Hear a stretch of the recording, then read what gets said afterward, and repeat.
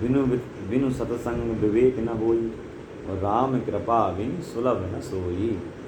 सत्संग में विवेक होता है, और विवेक होने से ही वैराग्य होता है। जब वैराग्य होने पर भगवान के चरणों में अनुराग होगा, तब अनुराग होने पर ही भगवत प्राप्ति होगी। ऐसा सत्संग से विवेक होगा, और विवेक से ही वैराग्य होगा। जब हमें बुद्धि जागृत होगी, अपने आप वैराग्य हो जाएगा। तो यह सब कुछ नहीं है, जो है सामने, जो आपको दिख रहा है वही है। वैराग्य होने पर भगवान के चरणों में अनुराग प्राप्त होगा, और अनुराग जब होगा, भगवत प्राप्ति होना निश्चय है। निश्चित ही भगवान की प्राप्ति होगी। इसके बाद विवेक से वैराग्य, होई विवेको मोह भ्रम भागा। वैराग्य से जब अनुराग होगा, तब रघुनाथ चरण अनुरागा। और अनुराग से जब भगवान की प्राप्ति होगी तो क्या होगा? मिलहीन रघुपति बिनु अनुरागा, किए जोग तप ज्ञान विरागा। अब इसके बाद आगे कथा में आई, कुमारों ने कहा कि शृणु नारद वक्ष्यामो विनम्राय विवेकिना, गंगा द्वार समीपे तो तटमानंद नामकम। हे नारद जी, सुनिए, गंगा द्वार के समीप में आनंद नाम का एक तट है, और उस तट पर हरि भक्ति, जिसे हरिद्वार कहते हैं, क्योंकि यहीं से बद्री विशाल जाने का रास्ता है। और आप थोड़ा सा नीचे से ऊपर आ जाइए, और हम ऊपर से नीचे उतर आते हैं, और दोनों का जो संगम वह हरिद्वार है, जिसको हरि का द्वार कहते हैं। वहीं उस तट पर आनंद नाम का जो तट है, वहीं रह करके हम यह कथा श्रवण करावेंगे। शिव भक्त हरिद्वार कहते हैं, क्योंकि यहीं से केदारनाथ जाने का रास्ता है। व्यास जी ने सोचा कि हरिद्वार लिखूंगा तो शिव भक्त नाराज हो जाएंगे, और हरिद्वार लिखूंगा तो वैष्णव नाराज हो जाएंगे। इसलिए व्यास जी ने ना हरिद्वार लिखा और ना हरिद्वार लिखा, बल्कि उन्होंने गंगा द्वार लिखा, क्योंकि गंगा मैया का संबंध हरि और हर दोनों से है। सूत जी कहते हैं, एव मुक्ता कुमारास्ते नारदेन समम तपा, गंगा तटम समाजगमु कथा पानाय सत्परा। इतना कहकर के सनकादिक मुनि नारद जी के साथ गंगा तट पर हरिद्वार आ गए। तीनों लोक में हाहाकार मच गया, हल्ला मच गया। श्रीमद् भागवत रूपी अमृत का पान करने के लिए रस लंपट वैष्णव भागने लगे।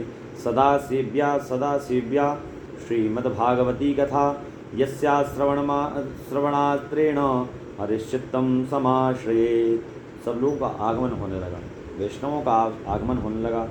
जो मारे अभिमान के नहीं आ रहे थे, उन्हें भी भृगु महाराज समझा बुझा करके ले आए।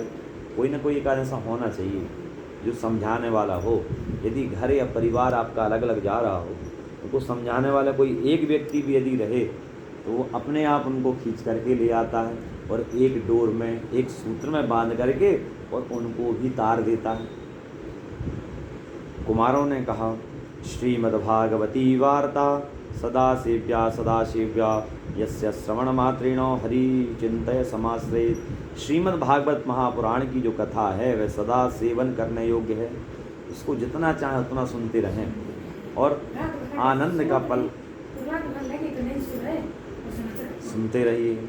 आनंद एक ऐसा शब्द है जिसका कोई उल्टा शब्द नहीं है, विलोम शब्द नहीं है। निरानंद नहीं होता, कभी निरानंद नहीं होता। आनंद तो आनंद ही है, यह पूर्ण शब्द है, जिसका इस कथा रूपी में वर्णन किया है।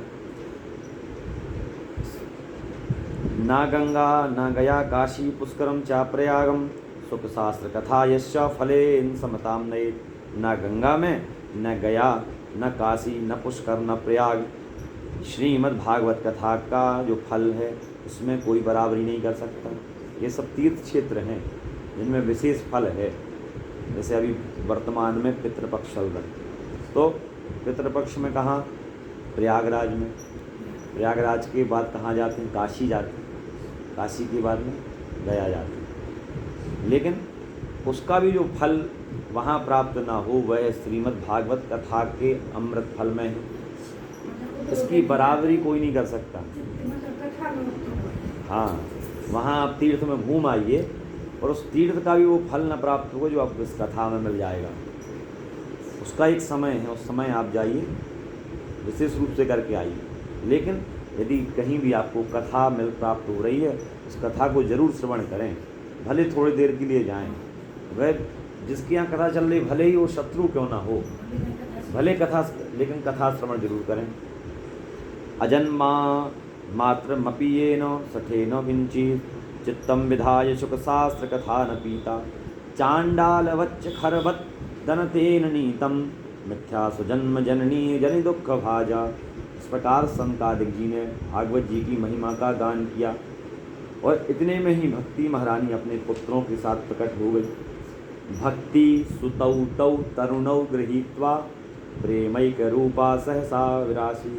भक्ति महारानी अपने दोनों सुतों के साथ ज्ञान वैराग के साथ में लेकर के वहीं प्रकट हो गईं जहाँ भगवान की यह कथा सुनाई जानी थी। श्री कृष्ण गोविंद हरे मुरारे नाथेति नामानि मुहुर्वदन्ति। मुहुर मतलब बार बार, जहाँ बार बार कथा का रसस्वादन कराया जाता। भक्ति महारानी बारंबार भगवान के हरे कृष्ण, हे गोविंद, हे हरे, हे मुरारी, भगवान के सुंदर नामों का गायन कर रही थी और संकीर्तन कर रही थी।